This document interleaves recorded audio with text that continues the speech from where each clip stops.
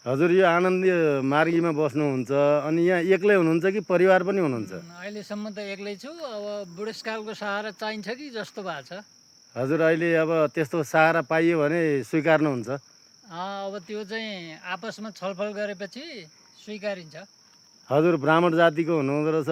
होइन, मलाई त सबभन्दा तल जानु पाए झन् राम्रो, उत्थान हुन्छ। अब त्यो तल पारियो होइन, त्यो नपार्नु पर्थ्यो भन्ने मेरो सोच हो। हजुर हाम्रो संस्थाले पनि त्यस्तै चाहन्छ। हजुर अब जीवनसाथी भए हुन्थ्यो भन्ने मनमा लागेको छ। मनमा लागेको छ, बडा सजिलो छ मलाई। जुन जात भए पनि भयो, हजुर बदनाम भएको भए पनि भयो, जेल परेर निस्केर आएको भए पनि भयो। हजुर तर एउटा इच्छा चाहिँ के हुँदो रहेछ भने मलाई बाउ बनाउने क्षमता चाहिँ हुनु पर्यो, बस।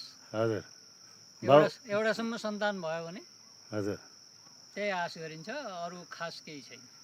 हस् त यहाँको चाहना पुरा होस्। जय तपेश्वर महादेवले यहाँको चाहना पुरा गरिदिनुहोस्। हजुर, हस्। जय होस्, कल्याण होस्।